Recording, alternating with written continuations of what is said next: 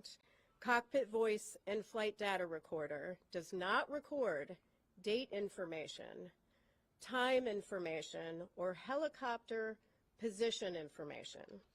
And as I mentioned in the last press conference, there is inconsistency in the data which led us to declare the pressure altitude parameter on the Black Hawk as invalid. We're now in the process of determining whether that may have affected other helicopter systems that used pressure altitude as a data source, such as the altimeters. The report also contains information on the operators, the aircraft involved, air traffic control at the time of the crash, helicopter routes, the airport, emergency response and recovery operations, and the wreckage exams. But what I want to focus on this afternoon is our issuance of a recommendation report that contains 2 urgent safety recommendations to the Federal Aviation Administration, or FAA, concerning the helicopter routes near DCA. Urgent recommendations require immediate action to prevent similar accidents or incidents. When we issue them, we believe a critical safety issue must be addressed without delay. For this investigation, we're reviewing airport operations and prior incidents, including near mid-air collision events. Information gathered from voluntary safety reporting programs and the FAA regarding encounters between helicopters and commercial aircraft near DCA show that from 2011 through 2024, a vast majority of reported events occurred on approach to landing. Initial analysis found that at least one Traffic Alert and Collision Avoidance System, or TCAS, resolution advisory was triggered per month from 2011 through 2024 at DCA due to proximity to a helicopter. TCAS resolution advisories, or RAs, unlike traffic advisories, or TAs, are recommended escape maneuvers, for example, climb or descend, level off. Keep in mind that a TA is issued when the intruding aircraft is about 20 seconds from the closest point of approach, or 0.3 nautical miles, whichever occurs first. They are advisory. RAs indicate a collision threat and require immediate action. In over half of the encounters we reviewed, again from 2011 through 2024, the helicopter may have been above the route altitude restriction. 2/3 of the events occurred at night.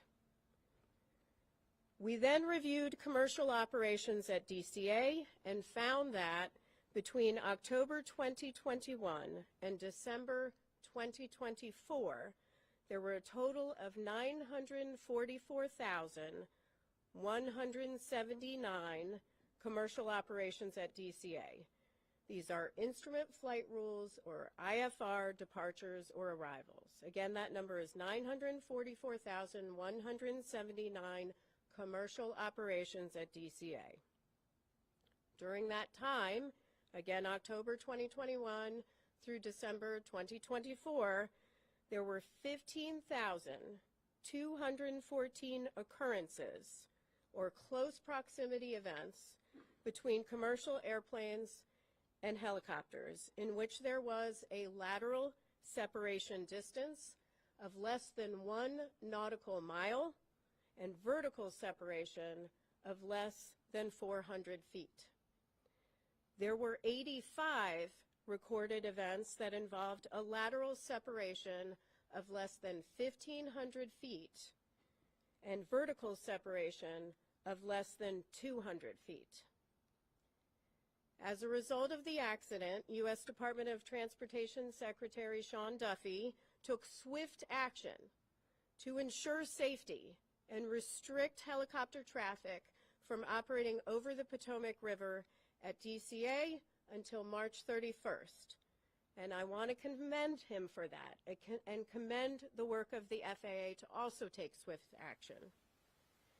As that deadline nears, we remain concerned about the significant potential for a future midair collision at DCA, which is why we are recommending a permanent solution today. On the chart to my right is a cross-section of the airspace that extends from runway 33's center line, spanning from the runway to the east bank of the Potomac River. The figure shows the separation distance that would exist according to FAA charts, with a helicopter on Route 4 and an airplane descending on the glide slope to runway 33.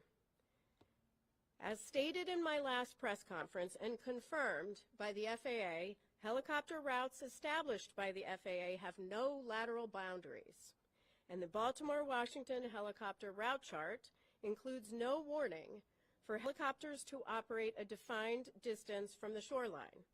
So this shaded region right here represents an approximation of the area in which helicopters could be flown. We know that the helicopter and the accident date was not in this area. It was to the west. But at the maximum altitude here of just 200 feet, a helicopter operating over the eastern shoreline of the Potomac River would have just 75 feet of vertical separation from an airplane approaching 33. 75 feet. That distance decreases if the helicopter is operated farther from the shoreline. And again, this helicopter, the Black Hawk, was operated farther to the west. We've determined that the existing separation distances between helicopter traffic operating on Route 4 and aircraft landing on runway 33 are insufficient and pose an intolerable risk to aviation safety by increasing the chances of a mid-air collision at DCA. Let me repeat that. They pose an intolerable risk to aviation safety.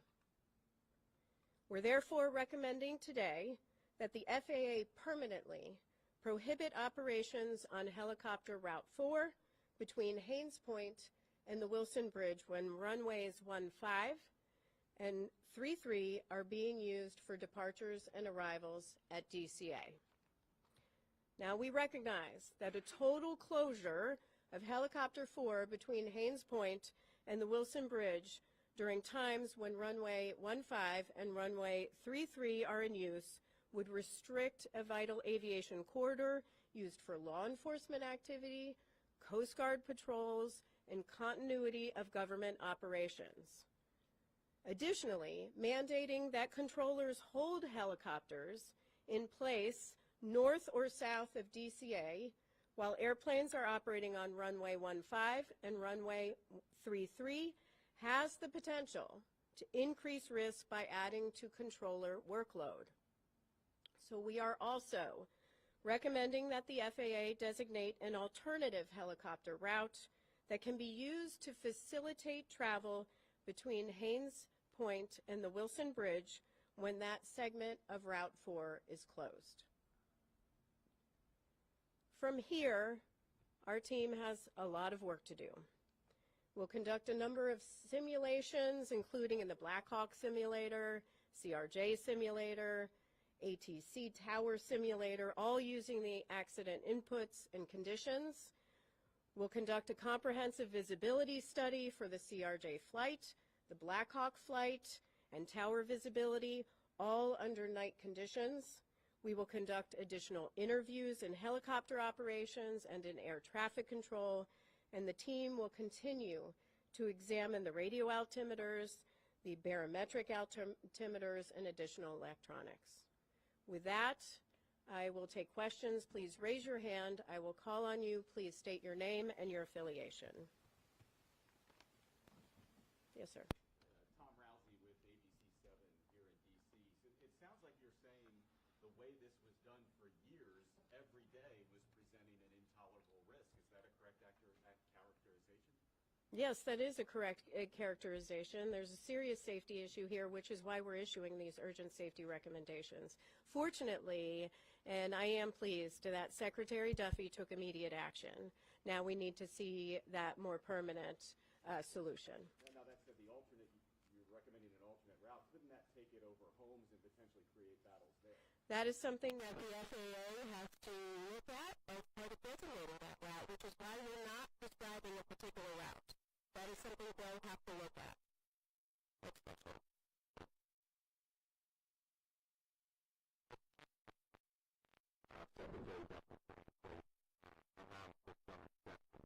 Are you saying today that those exceptions should be removed and no helicopters should be able to fly on that particular route? And for those who may not hear the question is about the current exceptions, say for presidential helicopter operations, some life-saving helicopter operations. We are not stating that. We are leaving that to the FAA. They'll have to determine what is necessary. What we are saying is that there is a safety risk here and they need to take immediate action. And to follow up on what you said, over half of the helicopters in these close, near collisions, I guess you could call them, were above the 200-foot threshold. Do you have any explanation for why that might have been the case? Was it issues with altitude instruments? Were they just ignoring the restrictions? The question is about the half that we believe was over the altitude restriction for the helicopter. We'll look at that as part of our investigation. Thank you. Pete. Please characterize how close a margin of 75 feet is, and then how angry does it make you that it took a fatal crash, the first fatal crash in the United States in decades, for that to expose this issue that was clearly baked into the airspace here? Well, the question is, could I characterize how close 75 feet is and whether this makes me angry? First, 75 feet is very close. That is far too close of a proximity. We have stated it's an intolerable risk to aviation safety. And we have called on DOT, FAA to take action. With respect to how angry it makes me, it does make me angry, but it also makes me feel incredibly devastated for families that are grieving because they lost loved ones. It shouldn't take a tragedy like this to occur. Unfortunately, one did, and so we are calling on action, but there clearly were indicators where safety trending could have occurred. Fortunately, we have a secretary in place that is taking safety very seriously, but it shouldn't take a tragedy to require immediate action. Would you call this an oversight, given the proximity of the glide path and the helicopter route? The question is whether I would call this an oversight. I would call it, I mean, it's stronger than an oversight, right? The data we have pulled is from a voluntary safety reporting system that FAA could have used any time. That data from October 2021 through December 2024. They could have used that information at any time to determine that we have a trend here and a problem here and looked at that route. That didn't occur. Which is why we're taking action today. But unfortunately, people lost lives and loved ones are grieving. Sir? Yeah, Chair Hamady, Adam Tuss, Channel 4 here in D.C. Have you looked at the frequency of flights at Reagan National Airport, the number of aircraft that are landing day after day, and possibly, can make some recommendations there? Is that something you guys could do? The question is on the number of flights that are landing and departing from DCA and whether we're taking a look at that. Certainly, everything is on the table right now as far as our investigation is concerned, and we will look at that. We're certainly going to look at separation distances between landing and departing aircraft as part of our investigation. That's something we would look at, but that's still to be done. Yes? BBC News, Nominee Iqbal. I wonder if you could tell us, could this have been prevented if there'd been more staffing? The question is, could this been prevented if there was more staffing? I assume you mean in air traffic control. That is part of our investigation and is part of the analysis phase of our investigation. Right now, we are collecting facts on air traffic control. In our preliminary report today, we will mention that there were 5 controllers on position. There were 9 there, not in the cab, but in the tower. Some in the break room. We do know that the helicopter and the local position were combined at 3:40 p.m. So we are taking a look at that. We do not have any evidence that anybody left. In fact, the controller came back into rotation around 4:27 p.m. We also know that the flight data position and the clearance delivery positions were also combined for the entire day, which is not abnormal. If I can just follow up, I mean, you're making these recommendations, but you've got the White House and DOJ potentially making cuts, particularly to air traffic controllers. So I wonder how worried, concerned you might be about that. The question is about, again, air traffic control Yeah. staffing and any sort of cuts. I don't want to speak for the secretary. I believe they have a hiring exemption for air traffic controllers. I see his posts on X daily calling for people to apply for air traffic controller positions, so they are actively hiring. And so, that is something he is doing right now. Hi, Will Gasbon here from I'm curious, as a part of your investigation, if you'll be looking into other airspace in the United States where helicopter routes might conflict with, regular traffic at airports or other activities. I think that's why the aviation circle DCA is the only airspace in the country where there might be a conflict. Yeah, the question is whether we're looking at other airspace where there can be encounters between airplanes and helicopters. That may be part of our investigation. The information. I am pleased that FAA has announced that they've already begun looking at other airports across the nation. I would encourage them to continue to do that work. Yes, David. Chair Hamady, 2 questions for you. One, did the board consider making recommendations to the military to have ADSB out on all helicopter flights in the area? Because we know that was not operating at the time. And secondly, is it a fair read of these recommendations that it will allow some helicopter traffic that has been previously prohibited, right? So helicopters that are currently not allowed in that area, if flights are only using runway 1, will be able to operate. The last question is about runway 1. Yes, our recommendations are focused on runway 15 and runway 33 and prohibiting that helicopter traffic when those are in operation. We did not address runway 1. That can continue. And your other question on ADSB. We still have a lot of work to do on ADSB. We know that the CRJ had ADSB out. It did not have ADSB in. We do have a lot of work to do with the Black Hawk, not just with this Black Hawk, but we are actually looking fleet-wide at the Black Hawk at ADSB. Number one, we have not been able to rule out that in this helicopter we're looking at whether it was installed correctly, whether it was programmed correctly, whether there was some sort of malfunction, or whether it was turned off. But we're not just leaving that to this helicopter. We're looking at it more broadly to really understand how the Army deals with ADSB. Yes. Leah Brett, Gray Television. In that 13-year span, we said there was at least one air traffic collision avoidance triggered each month. Can you give some context as to what that national average is like for other large airports or other airports near military operations? The question is on the TCAS alerts that we found at least one every month from 2011 through 2024, and could we characterize that more nationally at other airports? Right now we're focused on DCA.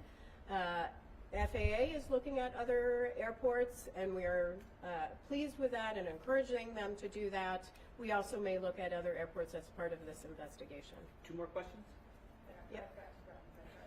We'll count that as one. Okay, thank you. So going back to the collision and evidence, it seems like there's a lot of red flags. Did anybody raise like a red alarm before, or is it just came up because of this incident?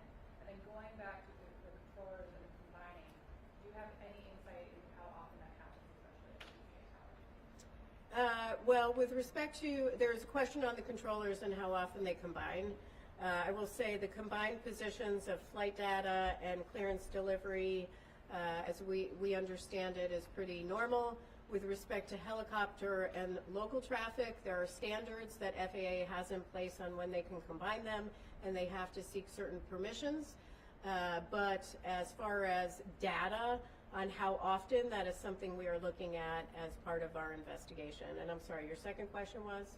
Oh, going back to the 1 a month, that type of thing. Oh. Did anybody raise an alarm, or did it just come up because you did the deep dive? Regarding, did anyone raise alarm regarding the TCAS RAs that went off at least once a month? Here's how I'll answer it. The 15,214 occurrences that we identified as close proximity events with the help of FAA, close proximity events between helicopters and airplanes between October 2021 and December 2024. Some of those is information they obtain. A number of those are through voluntary safety reporting systems. So that means somebody did flag it and call it in. Is that the NAS or the FAS, or what's the report system for that? Well, ASAP reporting system? Yeah, it's the ASAP reporting system. Next question. Yep. Max Marcelo from DC News Now. You mentioned that there was a risk if these permanent changes were not put in place. What would your message be to the many people flying in or out of DCA today and in the near future? Well, today, though, with the exception, the question is, what is my message for people flying in and out of DCA? I assume you mean about safety? I just flew with my daughter out of DCA on a CRJ with PSA Airlines. Aviation is incredibly safe. DCA is where I always fly out of. I say often that your biggest risk is in your personal vehicle when you're going to and from the airport. Aviation is safe. However, there are safety issues in areas where we need to improve to make sure that we are at zero. And so that is the role of the NTSB in investigating. This is why we issue urgent safety recommendations. Thank you very much. Thank you very much.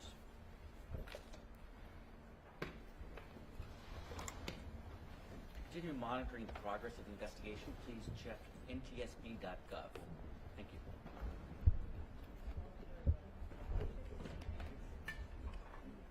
Hey, Eric, can we stay here for a bit?